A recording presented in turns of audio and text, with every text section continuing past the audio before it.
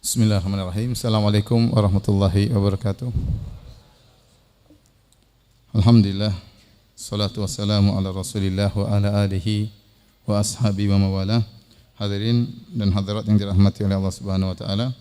Kita melanjutkan pembahasan kita dari pembacaan hadis-hadis dari kitab Sahih Al-Bukhari, dan kita masih dalam Kitabul Wudu, dan kita melanjutkan pembahasan kita yang tertunda pada pekan yang lalu, bab 34, bab man la yaral wudu'a illa minal makhrajaini minal qubur wad dubur.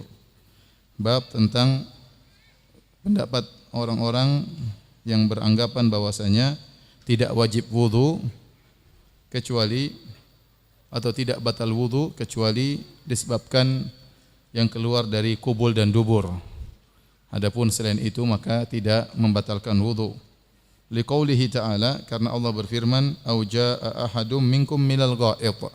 Tatkala Allah menyebutkan tentang wajibnya berwudu, Allah mengatakan au jaa'a ahadum minkum minal gha'it, atau salah seorang kalian baru datang dari al-gha'it. Al-gha'it adalah tempat yang rendah yang dahulu dijadikan tempat buang air besar oleh orang-orang Arab terdahulu. Artinya tatkala kalian buang air besar maka wajib untuk berwudu.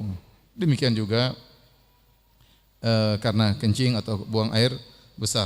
Adapun selain itu, selain yang keluar dari al-qubul wad dubur, ya, dari depan maupun belakang, selain yang keluar dari itu maka tidak membatalkan wudu. Kemudian Al-Imam Al-Bukhari membawakan asar-asar atau perkataan para salaf dengan ta'liqan, ya, dan dijelaskan oleh Ibnu Hajar, hadis-hadisnya atau sanadnya disambung dalam tempat-tempat yang lain. Di antaranya waqala Atha fi man yakhruju min duburihi dudu aw min dzakarihi nahul qamlah yu'idul wudu, ya. Kata Atha tentang orang yang keluar dari duburnya ulat, ya, cacing, atau keluar dari zakarnya, dari kemaluannya, semacam itu, semacam cacing, atau keluar dari kemaluannya semacam kutu, al-qamlah, yu'idul wudu, maka menurut beliau harus mengulangi wudu. Artinya wudunya batal gara-gara ada cacing yang keluar dari duburnya atau ada yang keluar dari zakarnya sesuatu. Wa qala Jabir bin Abdullah berkata, idza dhahika fi sholati a'adda salat wa lam yu'idil wudu. Kalau ada orang tertawa dalam salatnya maka hendaknya dia mengulangi salatnya, tetapi dia tidak mengulangi wudu. Artinya wudunya tidak batal, yang batal hanya apa? Salatnya. Kemudian beliau berkata lagi, wa qala Hasan al-Basri berkata, in akhadha min sya'rihi wa adfarihi aw khala'a khuffaihi fala wudu'a alaihi. Kalau dia tatkala sudah berwudu kemudian dia potong rambutnya atau dia potong kukunya, maka tidak wajib wudu. Demikian juga kalau dia menggunakan al-khuffain. Al-khuffain sebagaimana kita sebutkan, seorang tatkala ingin pakai khuf, dia berwudu terlebih dahulu, kemudian dia pakai khuf. Setelah itu kalau dia batal, dia tinggal mengusap khuf tersebut. Nah, kalau ternyata dia sudah berwudu, kemudian dia pakai khuf, ya, kemudian dia lepaskan khufnya, setelah itu apakah wudunya batal atau tidak? Ya, karena dia mengusap di mana? Mengusap di khuf, ya. Kalau dia batal, dia khusap di khuf, setelah itu dia batal lagi. Dia lepas khuf setelah dia mengusap kedua khufnya, kemudian dia lepas khufnya, apakah batal wudunya atau tidak? Saya ulangi, seorang berwudu, kemudian dia pakai khuf. Setelah dia pakai khuf, kalau dia lepas khuf sekarang enggak ada masalah karena dia masih wudu asalnya. Dia tadi cuci kedua kakinya. Setelah dia mencuci kedua kakinya, setelah berwudu sempurna, baru dia pakai khuf. Setelah dia pakai khuffain atau pakai kedua kaos kaki yang melewati mata kaki yang tebal, kemudian dia batal. Setelah dia batal dia berwudu lagi, tetapi dia tidak mencuci kedua kakinya, dia cukup mengusap di atas kedua khufnya. Wudunya sah berdasarkan hadis yang mutawatir. Kemudian 1 jam kemudian dia lepas sepatunya, lepas khufnya. Wudunya batal atau tidak? Karena yang dia usap di mana? Sepatunya. Tempat dia usap dilepasin loh. Apakah wudunya batal atau tidak? Menurut Al-Hasan Al-Basri tidak wajib wudu, wudunya tidak batal. Ini ada khilaf nanti akan kita sebutkan. Wa qala Abu Hurairah radhiyallahu anhu, berkata Abu Hurairah, la wudhu'a illa liman hadath. Tidak ada wudu kecuali bagi orang yang berhadas. Maksudnya yaitu kentut ya, nanti akan dijelaskan, buang angin akan dijelaskan dalam syarah insyaallah. Wa yudhkaru an Jabir, dan disebutkan dari Jabir, anna Nabi sallallahu alaihi wasallam kana fi ghazwati Dhatir Riqa farumiya rajulun bisahmin fanazafahu damu faraka'a wa sajada wa madha fi salatihi. Disebutkan dari Jabir, ini hadis yang sahih, tatkala Nabi dalam perang Ghazwat Dhatir Riqa, ada seorang sahabat yang dipanah, ya, terkena anak panah, dia sedang salat, maka keluarlah darahnya, namun dia tetap saja ruku dan sujud dan dia melanjutkan salatnya. Maksudnya Imam Bukhari maksudnya apa? Bahwasanya keluar darah tidak membatalkan wudu. Buktinya dia kena panah, darah masih keluar, dia tetap aja salat. Seandainya keluar darah itu membatalkan wudu, maka dia akan batalkan salatnya, dan itu kejadian di zaman Nabi sallallahu alaihi wasallam, dan Nabi tentu akan sampai kepada beliau kabar ini dan Nabi tidak menegurnya. Wa qala Al-Hasan, ma zalal muslimuna yusalluna fi jirahatihim. Dan Hasan Al-Basri berkata, kaum muslimin mereka biasa berperang dalam kondisi terluka-luka, dalam kondisi berdarah-darah, mereka berperang kemudian mereka salat dalam masih pakai pakaian perang, dan tentunya pakaian mereka penuh dengan darah, dan itu tidak membatalkan wudu mereka. Wa qala Tawus wa Muhammad bin Ali wa Atha wa ahlul Hijaz laisa fid dami wudu'un. Menurut Tawus dan Muhammad bin Ali dan Atha dan ahlul Hijaz, bahwasanya darah itu tidak membatalkan wudu. Wa asara Ibnu Umar basratan fa kharaja minha ad-damu wa lam yatawadda.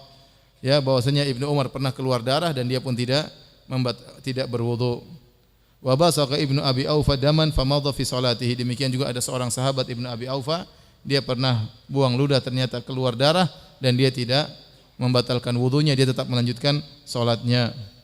Wa qala Ibnu Umar wal Hasan fi man yahtajimu, menurut Ibnu Umar dan Hasan tetap tentang orang yang berhijamah, laisa alaihi illa ghuslu mahajimihi. Dia tidak wajib wudu, dia hanya cukup mencuci ya bekas tempat hijamahnya. Adapun wudunya tidak batal. Ini semua dibawakan oleh Imam Bukhari ingin menjelaskan bahwasanya darah tidak ada hubungannya dengan batalnya wudu. Orang kalau keluar darah di tubuhnya tidak batal wudu karena terlalu banyak asar dari salaf dan sahabat, mereka tetap melanjutkan salat mereka meskipun keluar darah.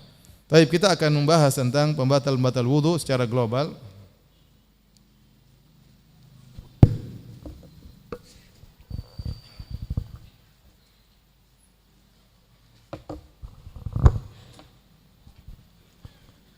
Nawaqidul wudu atau pembatal-pembatal wudu.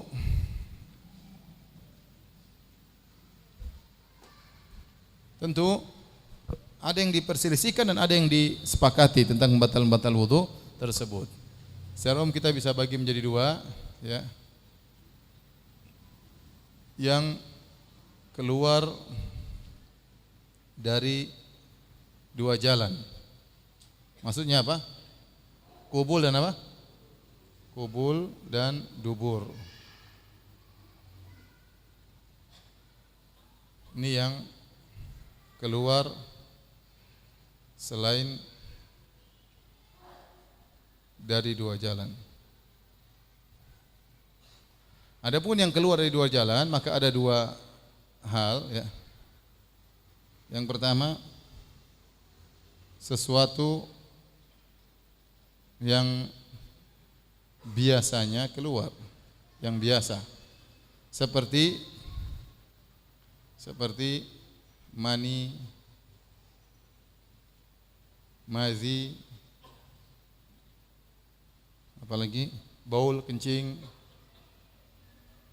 ghaid, kotoran, lagi darah haid, kemudian apa, dan nifas, ya, kemudian kentut, buang angin, ya, atau angin yang terbuang.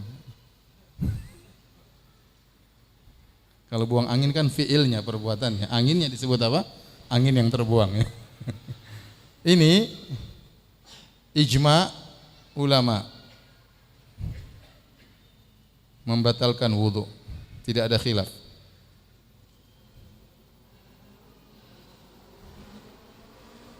Taib. Sesuatu yang keluar dari dua jalan, kubul atau dubur, namun tidak wajar. Sesuatu yang tidak wajar.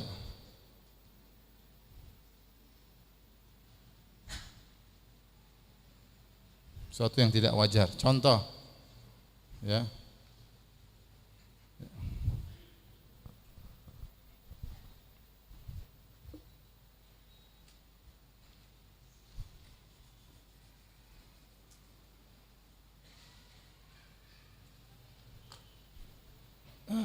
Seperti ya tadi apa, cacing ya,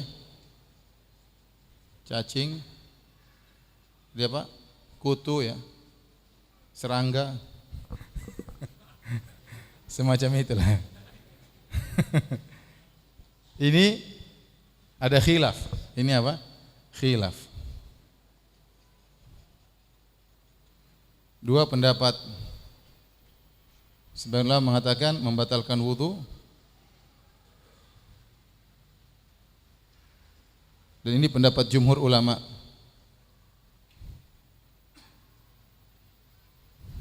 Sebagian ulama mengatakan tidak membatalkan wudu, tidak membatalkan. Ini pendapat Malikiyah.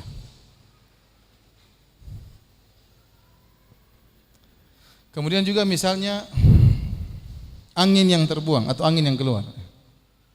Angin keluar dari farji wanita atau zakar lelaki. Maka ini juga ada khilaf ya. Ada khilaf.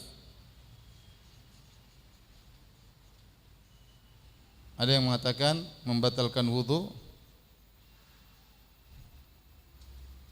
ada yang mengatakan tidak membatalkan.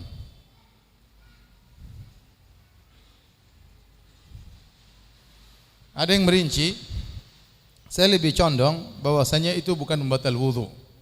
Ya, bahwasanya kalau yang keluar, kalau cacing, kutu keluar dari dubur, ya, kalau dia keluar bersih mungkin tidak batal wudu. Tapi dia keluar dengan belepotan cairan-cairan, maka itu ya lebih baik wudu lagi ya. Tapi apakah cacing keluar bersih? Nah, itu tanda tanya ya. Dia keluar pasti ada khilaf, Allah mengatakan lihat cacingnya. Kalau cacingnya keluar kering tidak membatalkan wudu. Kalau cacing keluar basah membatalkan wudu. Sebenarnya mengatakan meskipun basah itu bukan pembatal wudu, karena pembatal wudu jelas yaitu kotoran atau kencing. Ini cacing tidak wajar, maka tidak membatalkan wudu. Intinya ada khilaf, tapi kalau cacing keluar dari Anda, mending Anda berwudu agar keluar dari khilaf. Yang sering terjadi kalau angin keluar dari farji wanita, kalau angin keluar dari dzakar, saya rasa ini jarang ya. Saya rasa apa ada yang pernah mengalami keluar angin dari apa? Dzakarnya. Kepun keluar dia tidak sadar ya. Tapi kalau angin keluar dari farji wanita ini sering saya ditanyakan oleh para wanita, bagaimana hukumnya? Apakah membatalkan wudu atau tidak? Dan ini khilaf di kalangan para ulama. Ya, jumhur ulama berpendapat membatalkan. Ya. Kenapa? Karena dia keluar, dia semacam dengan kentut yang keluar dari dubur.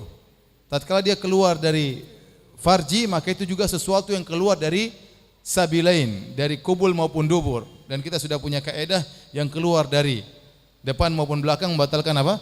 Wudu. Namun saya lebih condong pada pendapat kalau perempuan kentut dari depan, keluar angin dari depan, maka itu bukan pembatal wudu. Kenapa?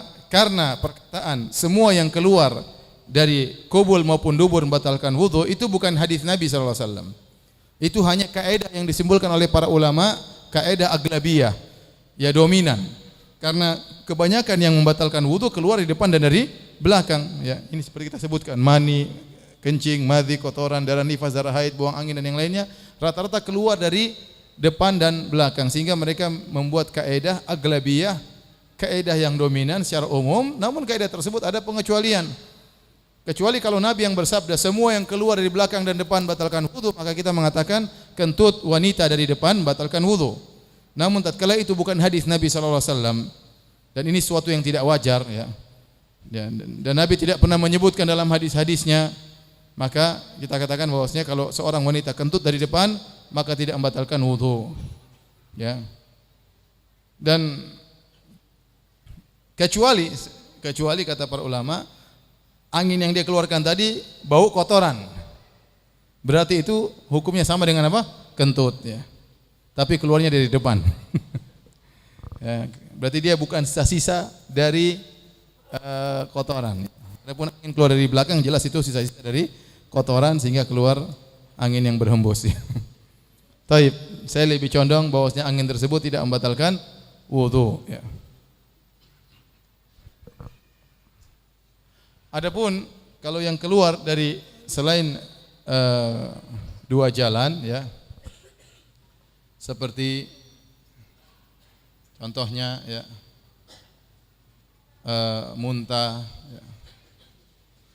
Kemudian misalnya darah, ya, atau nanah, ya. Ini ada khilaf, ya. Ini ada khilaf membatalkan, tidak membatalkan. Saya lebih condong pada pendapat tidak membatalkan karena tidak ada dalil yang menunjukkan kalau orang muntah berarti wudunya batal, ya. Wudunya batal, ya.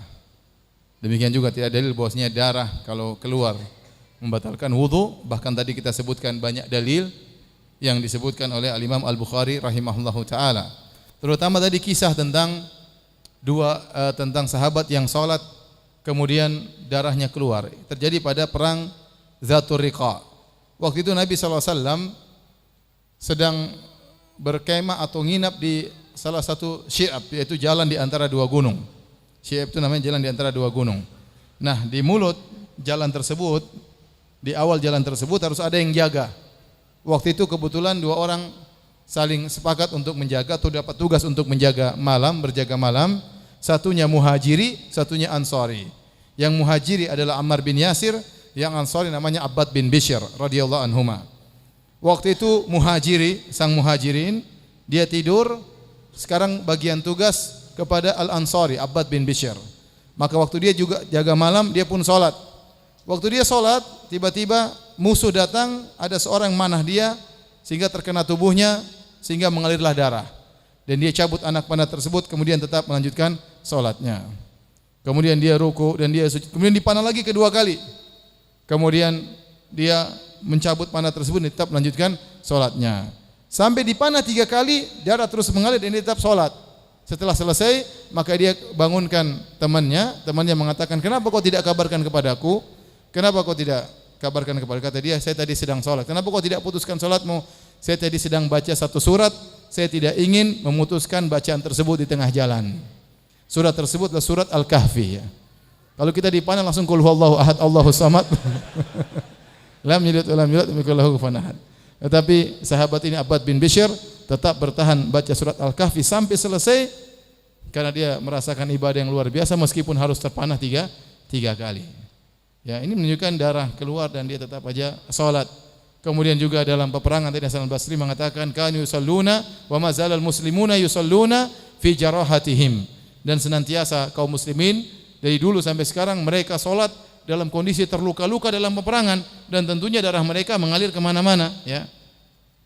Bagi orang yang mengatakan darah membatalkan salat, kata mereka itu darurat. Darah membatalkan wudu bagi kata mereka darurat. Tapi Allah alam bisawab tidak, ya. Karena tidak ada dalil tegas bahwasanya kalau keluar darah membatalkan wudu. Kalau darah tersebut keluar dari kemaluan wanita, darah haid, darah nifas, maka itu membatalkan wudu. Tapi kalau ini darah selain daripada sabilain, maul alam bisawab tidak membatalkan wudu.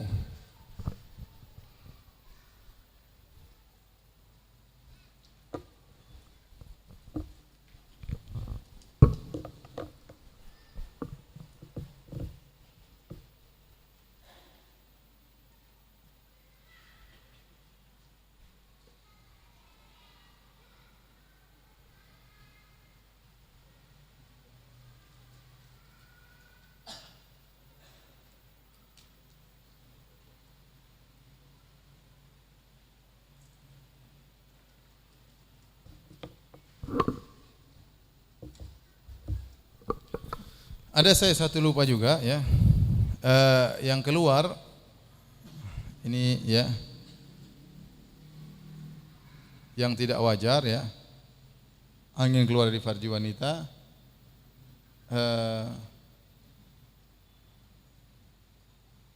Para ulama juga khilaf tentang ifrazat. Kita bilang apa? Keputihan ya, bahasa keputihan. Ini penyakit ya, tidak wajar. Bagaimana wanita yang keluar keputihan? Apakah membatalkan wudunya atau tidak ya? Yang pertama, khilaf di kalangan para ulama tentang keputihan. Apakah keputihan itu najis atau bukan ya? Apakah dia disamakan dengan air kencing yang keluar dari farji wanita sehingga dikatakan najis? Wallahu a'lam bishawab, yang benar bahwasanya keputihan itu tidak najis ya. Tidak najis karena tidak ada dalil yang menunjukkan kenajisannya. Yang kedua, para ulama khilaf juga. Setelah dia tidak najis, yang berpendapat tidak najis, apakah dia membatalkan wudu atau tidak? Maka ada khilaf ya. Ada yang mengatakan membatalkan wudu, dan ini pendapat Syekh Utsaimin. Ada yang mengatakan tidak membatalkan wudu. Ini jumhur ulama ya.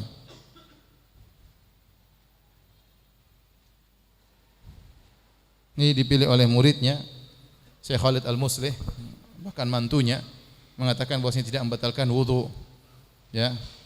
Karena yang mengatakan membatalkan wudu, mereka berdalil dengan keumuman yang keluar dari salah satu dari dua lubang depan atau belakang batalkan wudu. Namun kita katakan itu bukan hadis.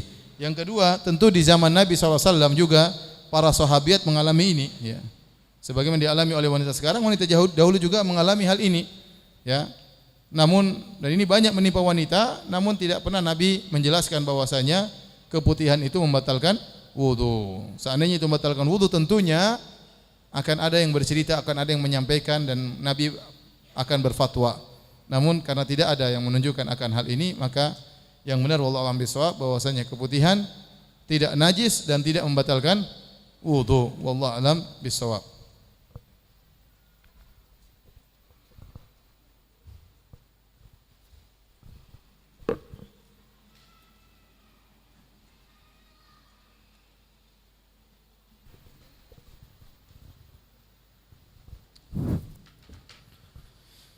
Di antara sebab-sebab pembatal wudu yang lain ya,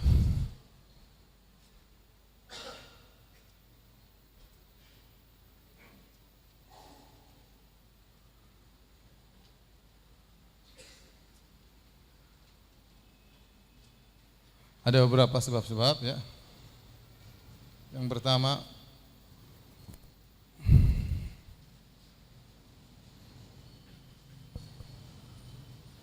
hilangnya akal.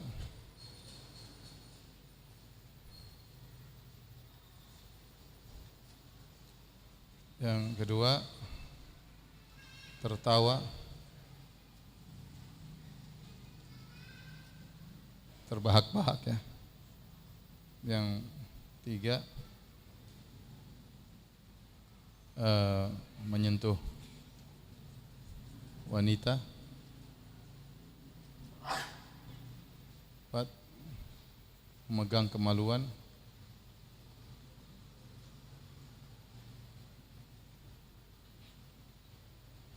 Lima, makan daging onta.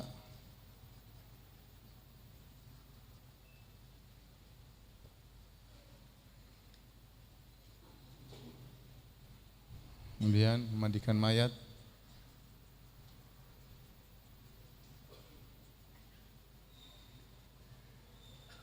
Murtad. Ini ada beberapa yang disebutkan oleh para fuqaha, yang diantaranya mereka berselisih tentang hukum-hukum pembatal-pembatal wudu ini juga ya. Seperti hilangnya akal. Hilangnya akal itu diantaranya dengan tiga sebab ya. Antaranya karena tidur, pingsan, teler, mabok ya. Mabuk atau mabok? Mabok ya. Tidur ya. Ini ada dalilnya membatalkan wudu seperti dalam hadis Sofwan bin Usal atau Asal, kata Nabi amara Nabi sallallahu alaihi wasallam alla nanza ya thalathata ayamin walayaliyahunna illa min janabatin. Sungguhnya Rasulullah SAW menyuruh kami untuk tidak melepas khuf kami tatkala kami bersafar. Amara Nabi sallallahu alaihi wasallam idza kunna safran alla nanzi, yani khifafana. Nabi menyuruh kami tatkala kami bersafar agar kami tidak melepas khuf-khuf kami tatkala batal wudu kecuali karena junub. Kalau junub tidak bisa mengusap khufain, harus buka dan mandi junub. Tetapi illa min ghaitin au baulin au naumin. Tetapi kalau hanya sekedar karena buang air kecil atau buang air besar atau karena tidur, maka cukup untuk diusap kedua khuf, artinya wudunya batal. Ini dalil bahwasanya tidur membatalkan wudu. Kemudian dalam hadis yang lain kata Nabi sallallahu alaihi wasallam, al-ain wika'u sih, faman nama falyatawadda. Sungguhnya mata itu adalah pengikat dubur. Artinya selama dia masih terjaga tidak tidur, maka dia bisa menjaga duburnya untuk dia tahan tidak kentut, tidak buang angin. Tapi barang siapa yang tertidur, matanya tidak bisa lagi jaga duburnya, sehingga kalau angin keluar berhembus tidak bisa dia tahan. Ini dalil bahwasanya tidur itu membatalkan wudu. Secara umum para ulama ijma bahwasanya tidur itu membatalkan wudu. Kenapa? Ilahnya apa tidur membatalkan wudu? Karena tadi tidur itu madhinnatu al-hadath, yaitu sangat mungkin terjadi apa? Sangat mungkin orang buang angin tanpa sadar. Ya. Ini ijma ulama. Hanya saja khilaf ulama. Tidur seperti apakah yang batalkan wudu? Kenapa? Datang dalam hadis sahabat menunggu salat Isya sampai mereka tertidur sampai terdengar suara ngorok mereka. Kemudian uqimatis salat fayusalluna wala yatawaddaun. Kemudian tatkala tiba waktu salat mereka langsung salat tanpa berwudu. Dalilnya bahwasanya mereka tidur tapi mereka tidak batal wudunya. Kalau begitu wudu seperti apakah yang batalkan? Tidur seperti apakah yang batalkan wudu? Karena datang dalam hadis para sahabat tidur sampai keluar ngorok mereka, kepala mereka bergoyang-goyang, namun mereka begitu qomat mereka salat tanpa wudu. Dari sini timbul khilaf, tidur seperti apakah yang batalkan wudu? Khilaf. Ya. Tidur seperti apakah yang membatalkan wudu? Secara umum ada khilaf panjang di kalangan para ulama, namun secara umum mereka melihat dari dua tinjauan. Ditinjau dari cara tidurnya, yang kedua ditinjau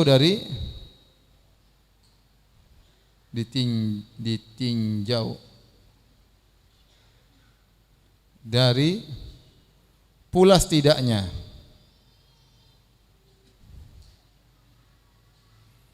Kalau tidak salah ini mazhab Malikiyah ya.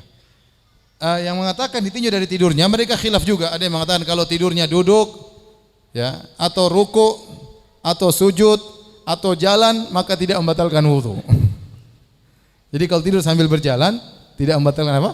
Wudu. Jadi atau tidur sambil sujud tidak membatalkan wudu. Ini terjadi ya. Orang tidur sambil duduk terjadi lagi tasyahud. Orang sudah assalamualaikum dia masih tasyahud. Berarti dia tidur. Tidur dalam kondisi sujud juga terjadi. Saya juga dengar orang tidur samping saya. Waktu sholat tahajud jam 1 mungkin jam 2 udah ngantuk banget bulan Ramadan. Terdengar suara ngorok orang di sampingnya. Berarti dia apa? Tidur. Ya. Yang jadi masalah tidur berjalan. Apakah terjadi? Terjadi. Ya. Kemarin saya ketemu dengan seorang kawan ya, tentara ya, angkatan darat. Dia bilang kami pernah dikasih tugas berjalan 800 kilo. 800 km ya. Sambil bawa rangsel diisi pasir kali ya. Jadi tugas mereka berat ya. Mereka berjalan sampai ada di antara mereka yang tidur, benar-benar tidur. Jadi kata dia, saya ngangkat senjata taruh di pipi saya sambil jalan antara tidur dan tidur. Pokoknya mimpi, punya jalan ya. Tahu-tahu depan kami ada yang jatuh, nah itu berarti tidur itu. Dia sempat berjalan beberapa langkah kemudian akhirnya jatuh, tumbang ya. Dia bangun lagi ya. Tapi maksudnya sempat orang tidur sambil dalam kondisi berjalan. Itu mungkin terjadi ya. Ini ditinjau dari sini kata mereka, selama tidurnya dalam kondisi demikian, ruku, sujud ya. Kalau tidur ruku saya belum pernah lihat. Ruku, sujud, duduk, apalagi berdiri, maka tidak membatalkan wudu. Adapun tidurnya kalau berbaring, maka itu membatalkan wudu. Kenapa ditinjau dilihat dari sisi cara tidurnya? Karena kalau orang berbaring sangat mudah keluar angin. Tapi kalau dia berdiri, dia duduk, itu kemungkinan kalau dia buang angin dia akan rasa ya. Tetapi kalau dia berbaring, angin keluar, dia tidak sadar. Pendapat yang kedua ditinjau dari pulas atau tidaknya. Saya lebih condong pada pendapat yang kedua, bahwasanya ditinjau dari pulasnya. Kalau pulas, meskipun duduk, maka membatalkan apa? Wudu. Yang penting dia pulas. Di antara pulas itu dia sudah mimpi kemana-mana. Ya. Seandainya kalau dia pegang bukunya jatuh, dia tidak sadar. Kalau orang bangunkan tidak bisa begini, bangun. Ah, itu berarti dia sudah pulas. Berarti batal wudunya. Kenapa? Dia digoyang-goyang saja tidak langsung bangun, menunjukkan kalau angin keluar dia tidak sadar. Karena semua ini pembicaraan tentang apakah dia rasa waktu angin keluar atau tidak. Karena tidur ini bukan pembatal wudu, tapi dia adalah madhinnah, hal yang sangat mungkin menyebabkan keluar angin tanpa dia sadari. Di antaranya bisa ditinjau dari cara tidurnya atau pulas atau tidaknya. Nah, kalau seorang tidurnya sangat pulas meskipun duduk, maka bisa membatalkan wudu. Oleh karena Syekh Albani rahimahullah, kalau saya tidak salah ingat, saya sudah baca kisah ini di Tamamul Minnah, udah lama sekali, lebih dari belasan tahun. Mudah-mudahan saya tidak salah ingat. Beliau bercerita tentang seorang ulama yang berpendapat bahwasanya jika orang tidurnya sambil duduk tidak membatalkan wudu. Satu hari dia pergi Jumatan, ada orang duduk di sampingnya. Orang yang tidur sambil duduk tersebut tahu-tahu buang angin. Sambil kondisi apa? Duduk. Akhirnya ulama ini bangunkan dia. Ya akhi, ente wudu lagi, tadi ente buang angin. Hah? Ente yang buang angin bukan saya. Akhirnya dia berubah pendapat. Akhirnya berpendapat bahwasanya masalah batal tidaknya bukan pada hay'ah atau kaifiyah cara tidurnya, tapi pulas atau tidaknya. Pulas atau tidaknya ya. Ngorok, apakah itu berarti pulas? Belum tentu pulas. Ini saya sering sampaikan, saya pernah naik mobil bersama kawan saya ya. Kemudian dia supir saya, tahu-tahu dia nyetirin saya, bukan supir saya, dia nyetirin saya. Di tengah perjalanan saya dengar suara ngorok. Saya cek, ternyata dia yang ngorok sambil nyetir. Masya Allah. Jangan-jangan wali ini. Bayangkan kita naik gunung, turun gunung, dia ngorok di situ gimana? Ini kenyataan, saya pernah mengalami. Bangun, enggak, saya enggak tidur Ustaz. Tapi tadi ngorok siapa yang ngorok? Jadi tidak semua orang ngorok itu langsung berarti dia pulas. Karena ngorok sebenarnya disentuh sedikit dia langsung apa? Bangun. Ya intinya kalau antum tidur, antum merasa sudah berjalan kemana-mana, ya sudah ketemu berjana, sudah ternyata itu berarti antum sudah pulas. Nah kalau tidur yang pulas membatalkan wudu, apalagi pingsan. Pingsan ini benar-benar enggak ingat. Seandainya seorang pingsan buang angin, dia sangat tidak sadar. Demikian juga orang mabuk juga sudah dia enggak ingat mau kentut, mau beol, mau pipis ya. Dia tidak peduli. Sampai disebutkan dalam sebagian buku tafsir, ada seorang dia kencing, waktu dia kencing kemudian dia kumpulkan kencingnya di satu tempat. Kemudian dia berwudu dengan kencingnya sendiri. Kemudian dia berdoa, Alhamdulilladzi adzhaba anil adza. Segala puji bagi Allah yang telah menghilangkan kotoran dariku, sambil dia mengusap kencing kepada wajahnya, tidak sadar. Kemudian tertawa. Apakah tertawa membatalkan wudu? Ada dalam satu hadis, namun hadisnya dhaif. Waktu itu ada seorang sahabat yang matanya agak terganggu. Para sahabat sedang sholat, tiba-tiba dia datang masuk di shaf, dia jatuh ke sebuah lubang. Para sahabat yang sedang sholat ini tertawa. Nabi menyuruh para sahabat yang tertawa tersebut untuk mengulangi wudu dan untuk mengulangi sholat. Tetapi hadis tersebut hadis yang dhaif. Pun mereka khilaf, bukan semua tertawa, tetapi yang mereka khilafkan yang al-qahqahah.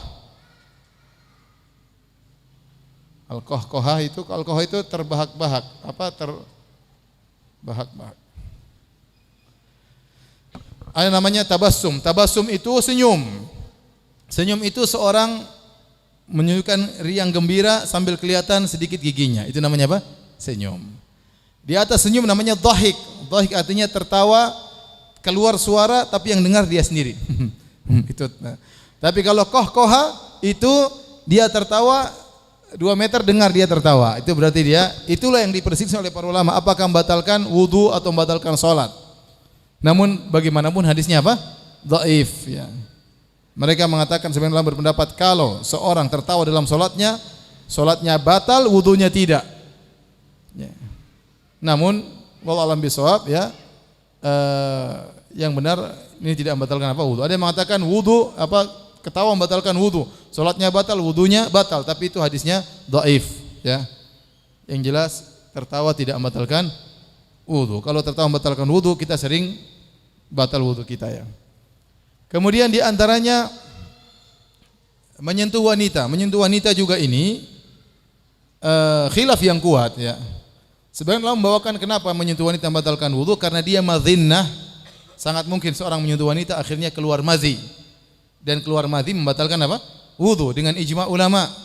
Nah, seorang menyentuh wanita dengan syahwat itu bisa membatalkan wudu. Yang jadi masalah, orang menyentuh wanita, apakah hanya sekedar menyentuh wanita wudunya langsung batal? Maka ini khilaf. Ya, ada yang mengatakan kalau menyentuh dengan syahwat karena bisa mengeluarkan madhi, ini mengantarkan kepada hal tersebut. Ada yang mengatakan sekedar menyentuh saja membatalkan wudu. Khilaf yang kuat. Namun pendapat yang saya pilih wallahu a'lam bishawab, bahwasanya yang disebut dengan menyentuh wanita artinya berjima ya. Allah mengatakan au lamastumun nisa, au lamastumun nisa, yang artinya atau kalian menyentuh wanita. Itu membatalkan wudu. Tetapi kata menyentuh di sini ditafsirkan oleh Ibnu Abbas, kata Ibnu Abbas, dan dia adalah ahli tafsirnya para sahabat, maksudnya adalah jima. Dan sering dalam Al-Quran Allah menggunakan bahasa kiasan, menyentuh maksudnya apa? Jima ya.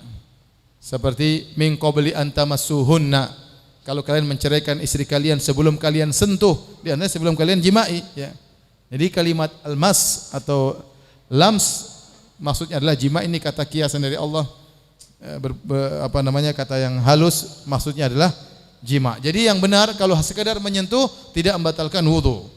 Dalilnya apa? Dalilnya Aisyah radhiyallahu anha salat di hadapan Nabi sallallahu alaihi wasallam karena rumah sangat sempit, maka Nabi kalau mau sujud, Nabi sentuh kaki Aisyah karena Aisyah menjulurkan kedua kakinya.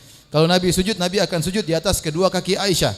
Maka Nabi sentuh kedua kaki Aisyah supaya bisa dilipat sehingga Nabi punya space untuk sujud. Nabi sentuh. Bagi ulama seperti ulama Syafi'iyah yang mengatakan bahwasanya menyentuh wanita, menyentuh istri membatalkan wudu, kata mereka Nabi menyentuh dengan pakai kain. Tapi ini keluar dari zahir hadis. Zahir hadis tidak disebutkan Nabi sentuh pakai kain atau tidak. Zahirnya langsung namanya menyentuh. Ya, namanya menyentuh ya. Jadi Nabi menyentuh Aisyah, baru Aisyah melipat kedua kakinya, baru Nabi kemudian sujud. Kalau Nabi sudah berdiri lagi, Aisyah menjulurkan lagi kedua kakinya. Ustaz, kenapa Aisyah tidak lipat terus kakinya? Karena Nabi kalau sudah berdiri bacanya panjang. Yang ngapain dilipat kaki? Mending dijulur aja. Nabi satu rakaat bisa baca surat Al-Baqarah, Ali Imran, An-Nisa ya. Mending dijulurkan. Nanti kalau Nabi mau sujud baru Nabi sentuh kedua kakinya. Nabi menyentuh kakinya Aisyah dan Nabi melanjutkan salatnya. Ini hadis yang sangat kuat bahwasanya menyentuh istri tidak membatalkan wudu. Yang kedua, hadis dalam Sahih Muslim, Aisyah radhiyallahu anha terjaga di malam hari, tiba-tiba terjaga. Gelap. Kemudian Aisyah terbangun, dia mencari suaminya. Nabi SAW ternyata Nabi sedang sujud. Fil masjid Nabi sedang sujud, yaitu Nabi sedang sujud. Maka dia pun mencari-cari, kemudian dia pegang kedua kaki Nabi sedang tegak. Kira-kira Aisyah cari kain dulu untuk pegang kaki Nabi atau langsung cari kaki Nabi? Namanya cari, enggak boleh ngapain cari kain baru cari-cari ya. Ya langsung bangun, tohirnya bangun langsung nyari. Jadi hari pegang kedua kaki Nabi, berarti dia pegang langsung dan zahirnya kaki Nabi juga tidak tertutup dengan apa? Kain ya. Oleh karenanya pendapat yang benar bahwasanya menyentuh wanita tidak membatalkan wudu. Bahkan dalam Sunan Abi Dawud, dan ini hadisnya diperselisihkan oleh para ulama sahih atau tidak, Nabi SAW tatkala hendak salat dia mencium istrinya, mencium Aisyah radhiyallahu taala anha. Ini bukan sekedar sentuh lagi, bahkan apa? Mencium, dan tidak membatalkan wudu. Nabi langsung salat. Wallahu a'lam bishawab. Yang dimaksud dengan menyentuh wanita sini, pendapat yang benar adalah berjima dengan wanita itu baru membatalkan wudu, bahkan membuat junub. Memegang kemaluan ini juga ada khilaf, ya. Ada beberapa pendapat. Secara umum ada 3 pendapat, dan itu ada perincian lagi. Batal, membatalkan. Yang kedua, tidak batal. Yang ketiga, batal kalau pegangnya dengan syahwat. Pegangnya dengan syahwat. Syahwat ini mereka jadikan perhatian. Kenapa? Karena menyebabkan timbulnya madhi, ya. Oleh karenanya memutus jalan tersebut. Sebagian ulama berpendapat memegangnya batal kalau ada syahwatnya. Adapun yang mengatakan batal karena ada hadis bahwasanya barang siapa memegang kemaluannya maka batal wudunya. Yang mengatakan tidak batal, dalam hadis kata Nabi sallallahu alaihi wasallam, "Innama huwa bat'atun minka." Sungguhnya kemaluanmu itu adalah bagian darimu. Sebagaimana kau menyentuh kemaluanmu, sama saja kau pegang kepalamu, sama saja kau pegang tanganmu, tidak membatalkan wudu. Sebagaimana kau pegang tanganmu tidak membatalkan wudu, kau pegang kemaluanmu juga tidak membatalkan wudu. Bagaimana mengkompromi 2 hadis ini? Maka muncullah pendapat ketiga, dan itu pendapat dipilih oleh Syekh Utsaimin rahimahullah taala, membatalkan kalau kita menyentuh kemaluan dengan syahwat, agar mengkompromikan 2 hadis tersebut. Kemudian makan daging onta, membatalkan wudu atau tidak, juga khilaf, ya. Jumhur ulama tidak membatalkan. Adapun Hambali batal. Berdasarkan kepada suatu hadis, ya. Nabi pernah ditanya, ya, atawadda, apakah saya berwudu, ya, atau Nabi mengatakan tawaddu min luhumil ibil. Ya, wudulah kalian karena makan daging apa? Onta. Adapun daging kambing tidak. Kalau wudu silakan, kalau enggak. Sehingga sebagian ulama seperti mazhab Hambali berpendapat bahwasanya kalau makan daging onta membatalkan wudu. Batalkan wudu. Ustaz, kalau minum susu onta tidak. Yang disebutkan adalah lahmul ibil, daging onta. Kalau makan daging onta baru apa? Baru batal wudu. Kalau minum susu onta tidak batal wudu. Kalau minum kencing onta juga tidak batal wudu. Saya kemarin sempat beli kencing onta, ya, di Madinah, ya. Di Mekah, saya beli di Mekah. Harganya 30 real, kecil segini, mungkin 100 mili, ya. Sementara susu banyak cuma 5 real. Saya protes sama penjualnya, orang Sudan, ya akhi, kenapa ini mahal? Ini kencing begini sedikit 30 real. Minum banyak cuma 5 real. Kata dia, akhi, ini onta susah kencingnya. Dia kencingnya jam 1 malam, saya susah nunggu-nunggunya. Oh begitu. Terus saya bilang kortingnya 20 real. Ya sudah 20 real kasihnya. Setengah mati dia malam-malam nunggu kencing onta. Jadi kita nunggu dia kapan kencing, jam 1 malam katanya. Ya udah, saya beli 2, saya dibelikan kawan, saya 1 dia 1. Pulanglah kita ke hotel, saya taruh di kulkas, kawan saya juga bawa. Kemudian besoknya saya ketemu sama kawan saya pas kita pulang sama-sama di bandara. Ustaz sudah minum enggak? Belum. Alhamdulillah Ustaz, saya sudah minum. Tadi pagi saya minum, sampai sekarang belum hilang baunya. Udahlah. Itu hadis Nabi tapi saya belum bisa apa? Terapkan. Ya. Ada orang datang lagi, Ustaz, saya minum kencing onta Ustaz. Kecutnya luar biasa Ustaz. Saya jadi ragu itu kencing onta atau kencing penggembalanya. Jadi yang khilaf adalah daging ontanya. Adapun kalau untuk minum kencing onta enggak ada masalah, tidak batal. Antum minum susu onta tidak batal. Lebih hati-hati kalau antum makan daging onta batal wudu berdasarkan hadis yang sahih mendapat mazhab Hambali. Memandikan mayat juga khilaf, apakah batal wudu atau tidak. Jumhur ulama berpendapat tidak membatalkan wudu. Sebagian ulama berpendapat batalkan wudu karena ada datang riwayat dari Ibnu Abbas, Ibnu Umar menyuruh orang memandikan mayat untuk berwudu. Ya, lebih hati-hati seorang berwudu, namun tidak ada dalil yang tegas. Ya, demikian orang murtad kalau masuk Islam kembali maka dia berwudu. Inilah kira-kira batal wudu secara global. baik yang disepakati maupun yang dikhilafkan oleh para ulama ya.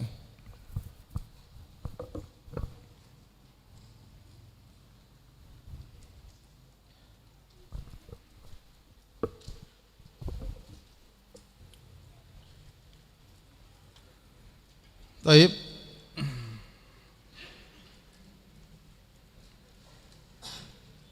Ada khilaf lagi tentang tadi yang disebutkan, bagaimana kalau orang memakai khuf kemudian dia batal, kemudian dia berwudu, dia mengusap khuf. Nah, kalau khufnya dia lepas, apakah wudunya batal atau tidak? Ya. Ini ada khilaf dijelaskan oleh Ibnu Hajar dalam Fathul Bari. Antum baca aja sendiri ya. Tapi intinya di antara sebab khilaf tersebut kembali kepada apakah disyaratkan wudu muwalat atau tidak. Muwalat artinya berkesinambungan. Ya, tidak boleh mengusap salah satu anggota tubuh bagian yang untuk diusap tatkala wudu, tidak boleh kalau sebelumnya sudah kering.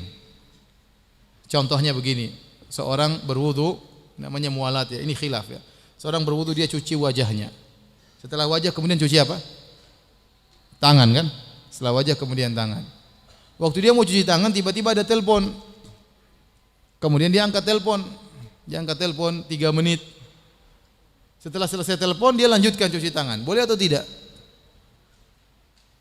Bagi yang berpendapat bahwasanya muwalat berkesinambungan itu hukumnya wajib, maka mereka mengatakan dilihat.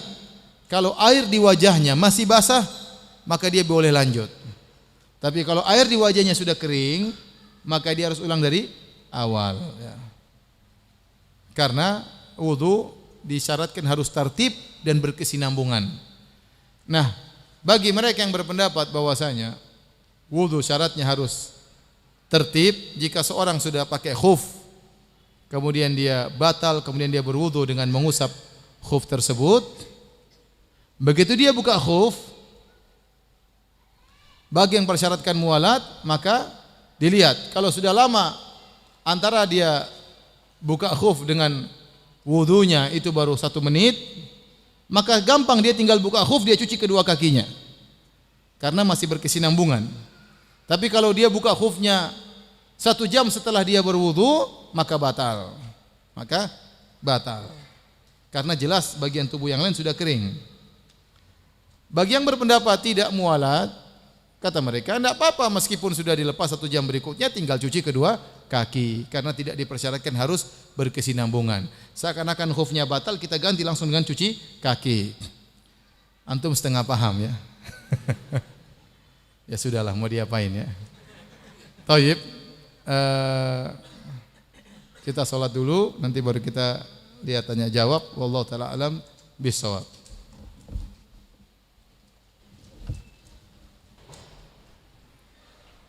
Jika kita sudah berwudu lalu di jalan terkena banjir atau becekan jalan, apakah wudu kita batal? Jawabannya tidak. Karena becekan itu bukan najis. Kalaupun najis tidak membatalkan wudu. Cukup disuci saja baru kita sholat. Jadi menyentuh najis tidak membatalkan apa? Wudu. Coba tadi apakah ada pembatal wudu menyentuh najis? Jawabannya tidak. Ya, jadi misalnya ada seorang dia gendong ibu-ibu terutama, dia sudah berwudu atau anaknya kencing mengencingi badannya, wudunya tidak batal. Tinggal dia bersihkan badannya dari kencing tersebut ya.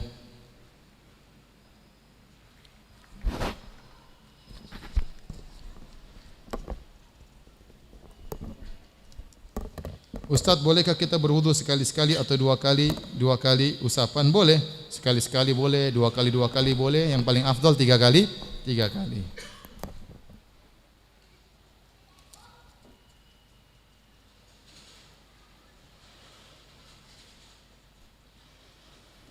Apabila seorang Nasrani memiliki akad sewa menyewa rumah dengan anak dan di tengah perjalanan ya masa sewa tersebut ternyata rumah diselenggarakan acara kebaktian. Bagaimana hukum akad tersebut? Tidak ada masalah ya. Akadnya sah. Ya, karena akadnya bukan buat untuk acara kebaktian tapi tempat tinggal. Dia tinggal di rumah tersebut, dia beribadah kepada Tuhannya, yang penting bukan khusus untuk acara apa? Kebaktian ya.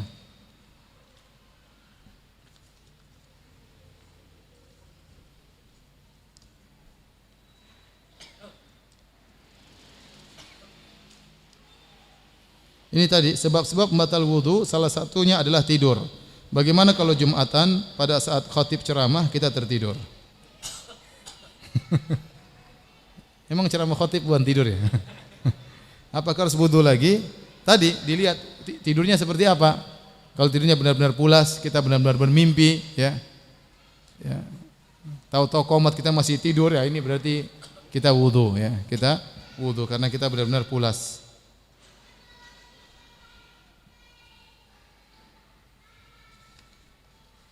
Ustaz, mohon jelaskan mengenai takdir yang bisa diubah dan tidak bisa dirubah dalam bentuk bagan karena saya masih kurang jelas. Wah, ini pengajian akidah nanti. Nah, mintanya dalam bentuk bagan, ya.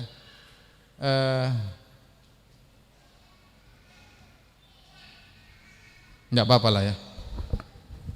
Ini pertanyaan terakhir ya, karena minta bagan panjang, tolong dihapus.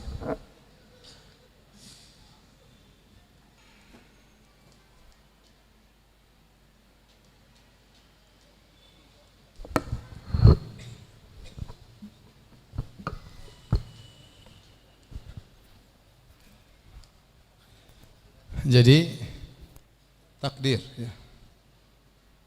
Beriman kepada takdir.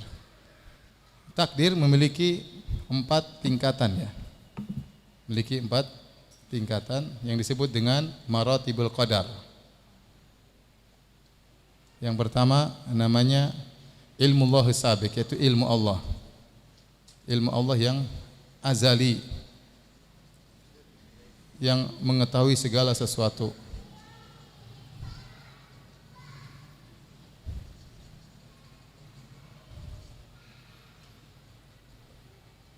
Kemudian namanya al-kitabah. Yang kedua al-kitabah atau catatan.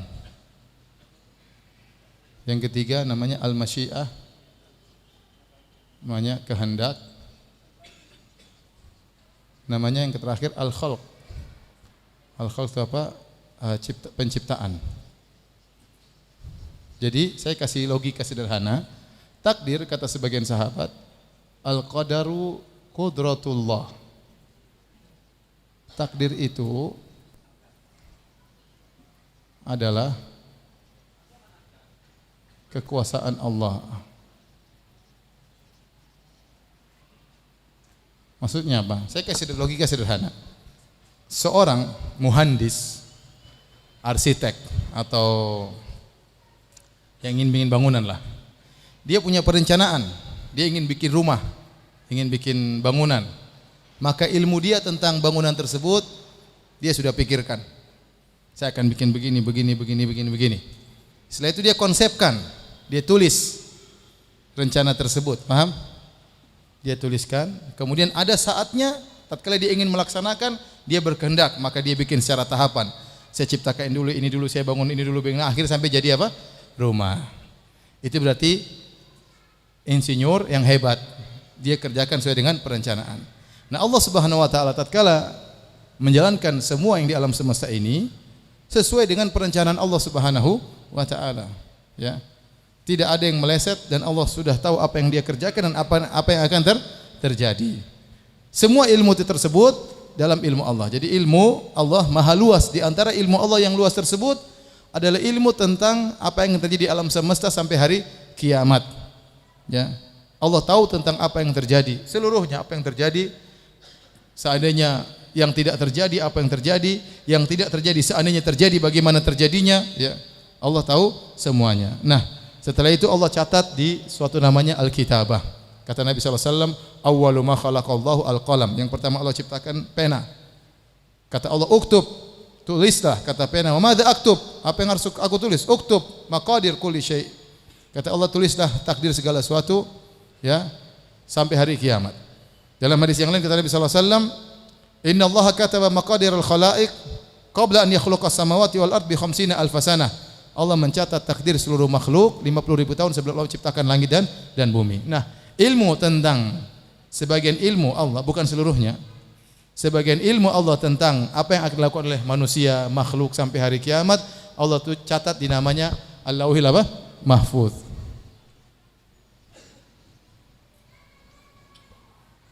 Setelah itu, setelah Allah catat, Allah terapkan itu apa yang Allah kehendaki, yang Allah telah catat, yang disebut dengan kehendak dan penciptaan. Sehingga seluruh yang terjadi dalam semesta ini pasti di bawah kehendak apa? Allah. Kalau ternyata ada yang di luar kehendak Allah, berarti Allah bukan perencana yang baik. Ada yang ragu tentang takdir, berarti dia ragu tentang kudratullah. Makanya takdir itu kudratullah. Kita harus yakin Allah mampu dan Allah mudah bagi Allah Subhanahu wa taala. Maka semua yang terjadi setelah Allah berkehendak, Allah ciptakan. Kejadilah ini dan terjadilah, lahirlah antumlah. Semuanya itu sesuai dengan kehendak Allah dan yang diciptakan oleh siapa? Allah. Antum sudah paham logikanya tadi? Logika seperti seorang insinyur, dia punya ide, kemudian dia tulis idenya, kemudian dia bangun dan semua berjalan sesuai dengan rencana dia. Berarti dia insinyur yang hebat.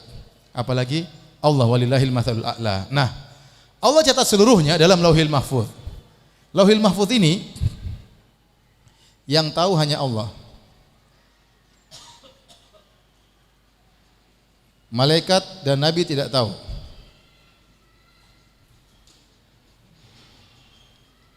Taib. Yang nulis apa? Pena. Pena sebagai apa? Penulis. Pena yang Allah ciptakan.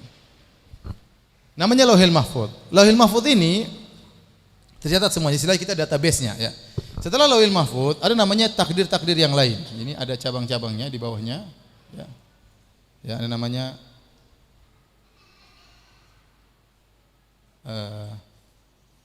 takdir al-umri, ada namanya takdir al-hauli, ada namanya at-takdir al-yaumi.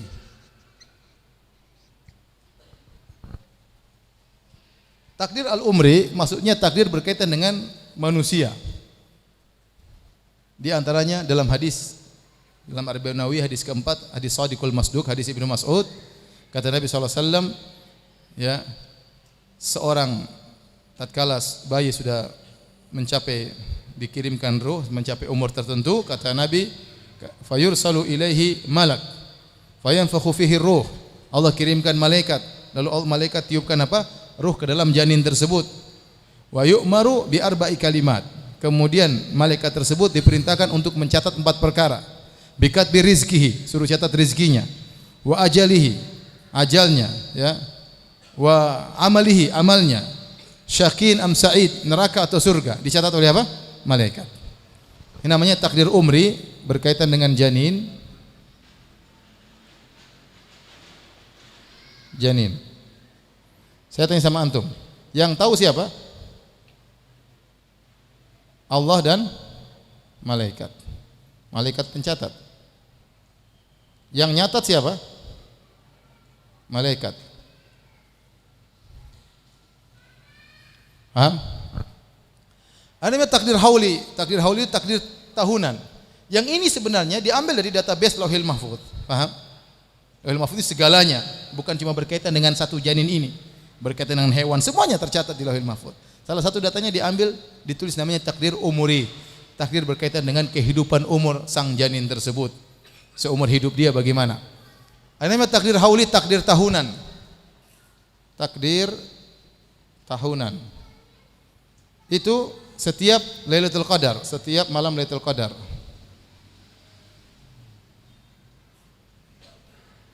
Makanya disebut dengan Lailatul Qadar karena ada takdir. Kata Allah, inna anzalnahu fi lailatin mubarakatin inna kunna munzirin fiha yufraqu kullu amrin hakim. Kami turunkan Al-Qur'an di malam yang penuh barakah, Lailatul Qadar. Pada malam tersebut diputuskan perkara yang bijak. Nah, di malam tersebut namanya takdir tahunan. Allah kabarkan kepada malaikat akan menjadi demikian, namanya takdir apa? Tahunan. Dan namanya takdir al-yaumi, takdir harian.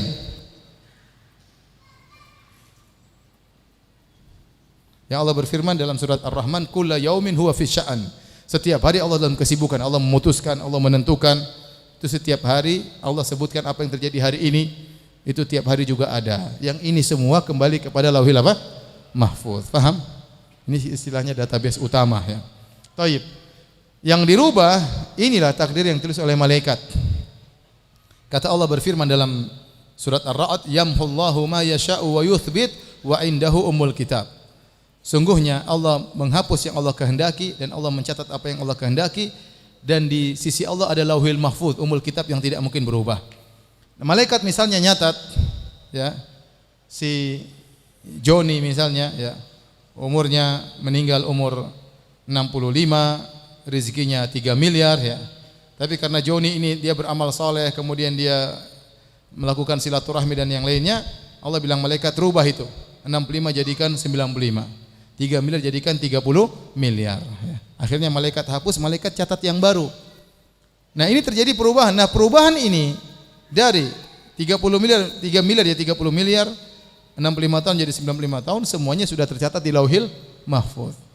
Proses perubahan itu semua sudah tercatat di Lauhil Mahfuz. Yang di Lauhil Mahfuz tidak mungkin berubah. Paham? Itulah maksudnya yamhullahu ma yasha'u wa yuthbit. Allah mencatat, Allah menghapus apa yang Allah kehendaki, dan Allah menetapkan apa yang Allah kehendaki, dan di sisi Allah ada Lauhil Mahfuz yang tidak akan berubah. Dan kita tidak terlalu penting bahas ini karena kita tidak tahu takdir kita. Sebagian orang bertanya, "Ustaz, saya ingin rubah takdir saya." Ente tahu takdir ente apa?